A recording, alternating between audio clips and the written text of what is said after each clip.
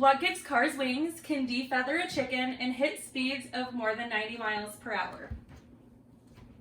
If you guessed a tornado, then you would be correct. So I've grown up in Nebraska, which is considered part of Tornado Alley.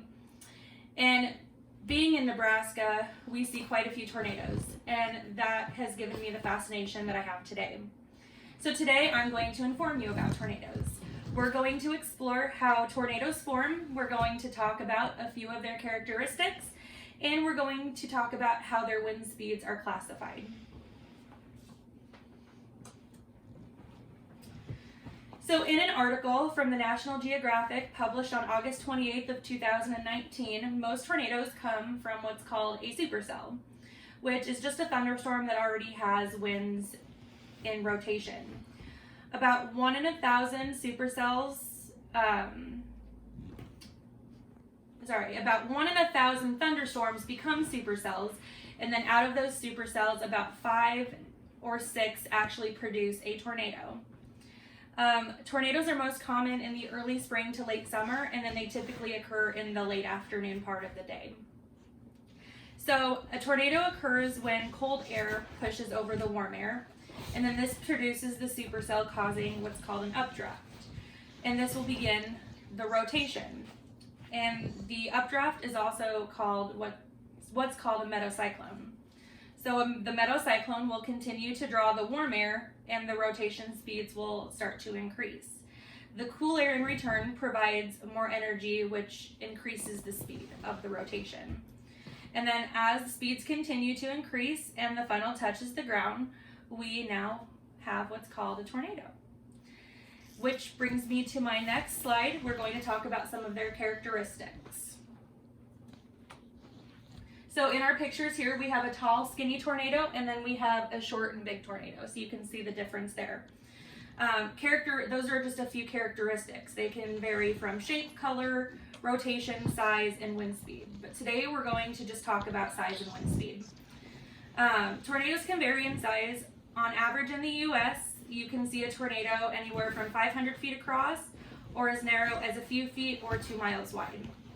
According to the National Geographic article that I mentioned earlier, tornadoes don't usually travel for more than 6 miles before they die out. Now let's talk about wind speed. In an article written by John Snow called Tornadoes, published on May 7th of 2020, tornadoes that can have extreme wind speed can occur in the corner region of a tornado. And then according to the Doppler radar readings, they suggest that the maximum possible wind speed generated can be anywhere from 280 to 360 miles per hour, which can be categorized as an EF5 tornado. Though most researchers believe that those wind speeds are on the lower end of that range. Today, we use what is called the EF scale when assigning those wind speeds.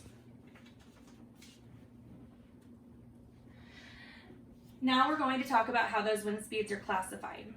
The NOAA, or the National Weather Service, started using what's called the EF scale in 2007 when the original scale was decommissioned. The EF scale has 6 categories ranging from an EF0 all the way down to an EF5. And I'm going to talk to you a little bit about each of those categories. So the first one is the EF0, and the EF0 can have wind speeds of 65 to 85 miles per hour. And this can cause minor damage such as peeling surfaces off of roofs, branches being broken off trees, and sidings and gutters being torn off of houses. The second category is the EF1, and that ranges from 86 to 110 miles per hour. And this can cause moderate damage, such as roofs being severely stripped, mobile homes can be turned over, and the loss of exterior doors and breaking of glass can happen during the EF1. The third is the EF2, and this can have wind speeds of 111 to 135 miles per hour. This can cause considerable damage, such as damaged foundations and frames, shifted, large trees can be uprooted, and cars can be lifted off of the ground slightly. So the 3 is the fourth category, and that can have wind speeds of 136 to 165 miles per hour.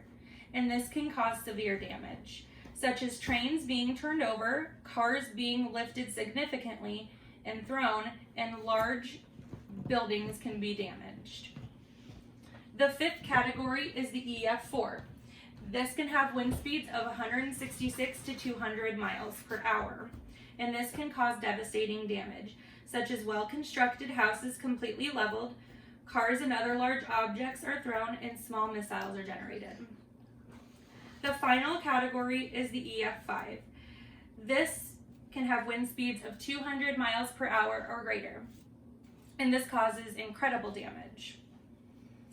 This can cause houses to be destroyed with foundations completely swept clean. Cars and other large objects can also be thrown a mile or more. The largest tornado that Nebraska has ever seen was in 1913. It swept across Nebraska and killed a total of 101 people. And then the largest in U.S. history is called the Tri-State tornado, which swept through 3 states, Indiana, Illinois, and Missouri, back in 1925, killing over 600 people. In the picture in the slideshow, you can see a before and after picture of a neighborhood that an EF5 tornado came through and destroyed. So in conclusion, I've explained how it takes warm and cold air colliding to make a supercell before a tornado can form. We learned about the size and the wind speed, which are just a few of their characteristics. And finally, I provided a breakdown as to how their wind speeds are classified using the EF scale. So next time you see a defeathered chicken or a car flying by, you may have experienced a tornado. Thank you.